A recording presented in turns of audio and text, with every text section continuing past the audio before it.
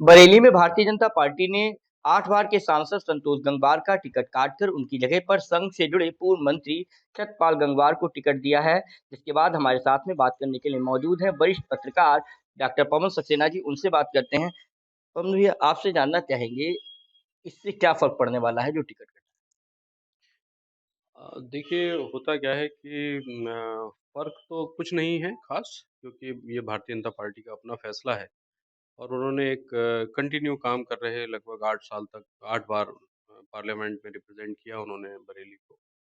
उनके स्थान पे एक वो नए प्रत्याशी लाए हैं छत्रपाल गंगवार जी जो यहाँ पास की बहेड़ी विधानसभा से विधायक रहे हैं, प्रदेश सरकार में मंत्री रहे हैं और किसी भी 2 व्यक्तियों में अगर हम तुलना करें, तो नैतिक रूप से और सैद्धांतिक रूप से तो ये बात गलत है।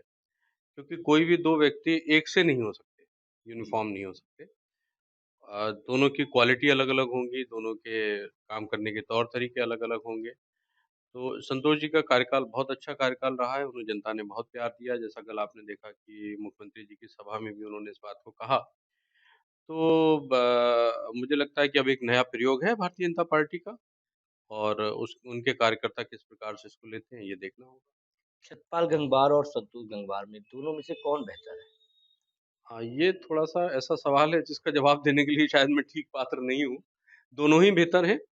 मैंने जैसे आपसे कहा कि राजनीति में किन्हीं 2 व्यक्तित्वों को हम एक इक्वल का निशान लगाकर बीच में उनकी तुलना नहीं कर सकते। संतोष जी एक राजनीतिक संस्कृति का नाम है, क्योंकि उन्होंने जिस प्रकार से काम किया लोगों के बीच में, वो लोगों की उनको देखने की आदत है। लगभग 35-40 साल हो गए लगातार और जो उनकी सबसे बड़ी क्वालिटी है, वो है डायरेक्ट पब्लिक जो कॉन्टैक्ट है उनका। वो बिल्कुल सीधे जनता के बीच में काम करते हैं, सीधे लोगों से संपर्क में रहते हैं। तो उस राजनीतिक संस्कृति को उन्होंने समय के साथ विकसित किया और शायद यही कारण था कि जहाँ देश में लोगों को एक चुनाव में रिपीट होना मुश्किल होता है चाहे वो ग्राम प्रधानी का पद हो या विधायकी का पद हो या सांसदी का पद हो, वो 8 बार सांसद रहे, 1 बार बीच में ज़रूर चुनाव हारे, लेकिन कंटिन्यू 8 बार वो सांसद रहे।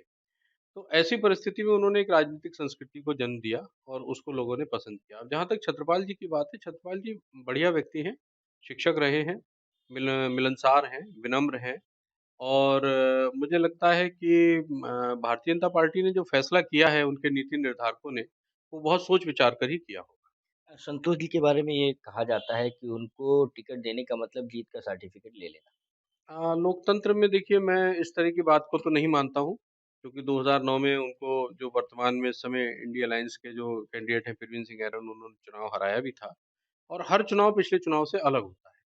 तो टिकट देना, जीत का सर्टिफ़िकेट लेना ये एक सुनने में अच्छा लग सकता है लेकिन हर चुनाव क्योंकि चुनाव होता है और एक चुनाव में आपके पक्ष में भी वोट पड़ते हैं और विपक्ष में भी वोट पड़ते हैं। तो अगर विपक्ष के वोट एक साथ यूनाइट हो जाते हैं तो चुनाव मुश्किल होता है।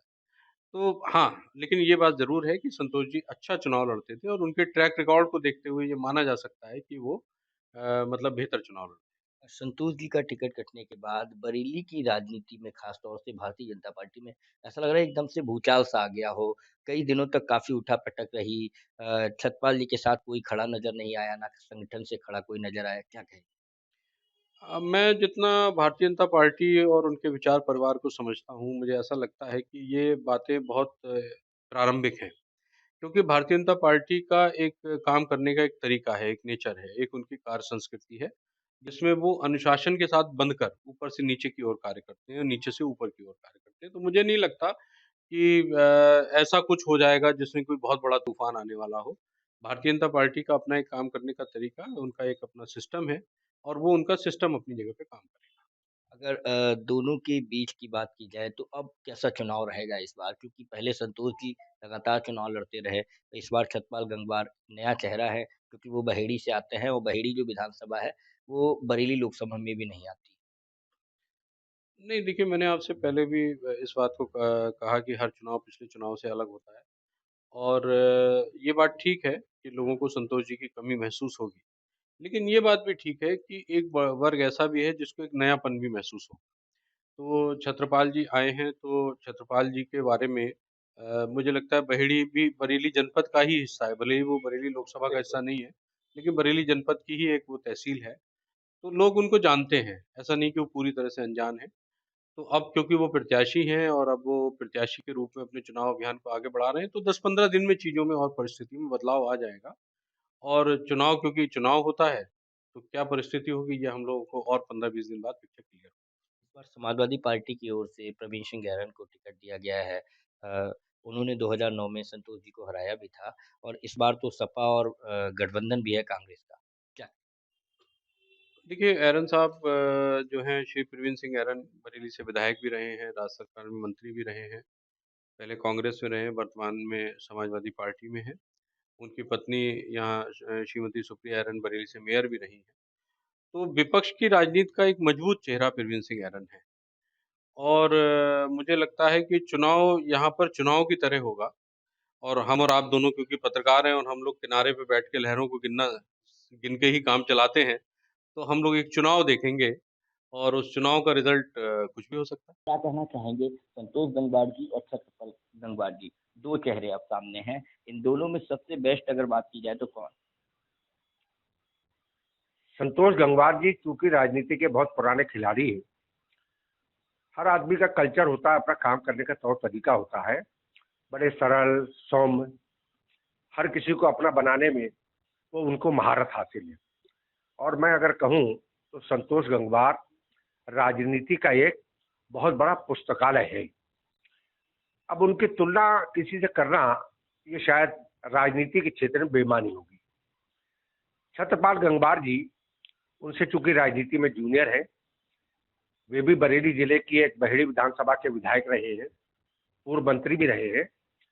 भारतीय जनता पार्टी के राष्ट्रीय नेतृत्व ने बहुत सोच समझ करके कुछ फैसला लिया होगा और मुझे ऐसा लगता है कि वर्तमान में भारतीय जनता पार्टी अगर अन्य राजनीतिक दलों से तुलना करेंगे तो संगठनात्मक तरीके से राष्ट्रीय स्तर से लेकर बूथ स्तर तक उसकी एक संगठनात्मक संरचना है जिसमें शायद बाकी दलों के लोग बहुत पीछे छूट जाते हैं।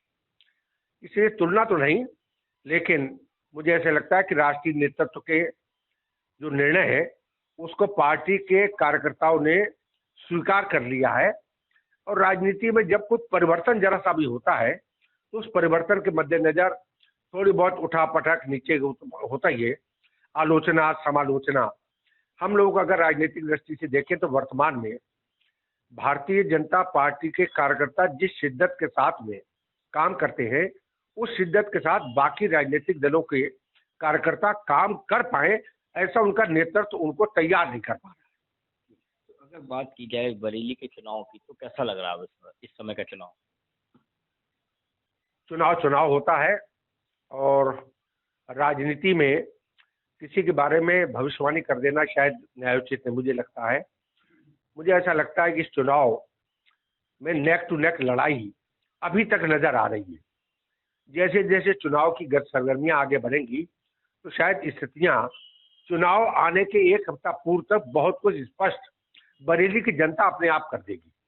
बरेली की जनता ने चूंकि संतोष गंगवार की कल्चर को देखा है, समझा है, उसे पसंद किया है। मुझे लगता है कि शायद छत्रपाल गंगवार उनसे शिक्षा ग्रहण करके उस संस्कृति को अपने अंदर ढाल लेंगे और बरेली के मतदाता और बरेली के जनता के मुताबिक अपने आप को ढाल करके प्रस्तुत कर लेंगे, ऐसा मुझे लग रहा है। जब बरेली की बात की जाए तो एक तरफ संतोष जी और एक तरफ छत्रपाल गंगवार जी 8 बार के सांसद रहे हैं। अब एक बार 2009 में देखा जाए तो प्रवीण सिंह गैरन ने उनको मात भी दी थी। एक बार फिर से प्रवीण सिंह गैरन मैदान में है, इस बार समाजवादी पार्टी से। हालांकि देखा जाए तो गठबंधन के प्रत्याशी कहलाएंगे। तो किस तरीके से इस बार मुकाबला लग रहा? चुनाव में मुकाबला निश्चित रूप से होगा, लेकिन प्रवीण सिंह ऐरन के विषय में जितना मैं जानता हूं, वे चुनाव के रण में खुद ही प्रत्याशी होते हैं और खुद ही मैनेजर की भूमिका भी निभाते हैं। इस नाते ये कह पाना वो कितना साध पाते हैं कांग्रेस के लोगों को और सपा के लोगों को, ये उन पर निर्भर करता है। लेकिन चुनाव है और चुनाव के तरीके से लोग चुनाव लड़ाएंगे भी और लड़ेंगे भी। चुनाव बहुत आसान नहीं है, नेक टू नेक ये बात सीधी है कि प्रवीण सिंह ऐरन और छत्रपाल के बीच में ही चुनाव का कड़ा मुकाबला होने जा रहा है। ऊंट किस करवट बैठेगा ये इस बरेली क्षेत्र के मतदाता ही तय कर पाएंगे।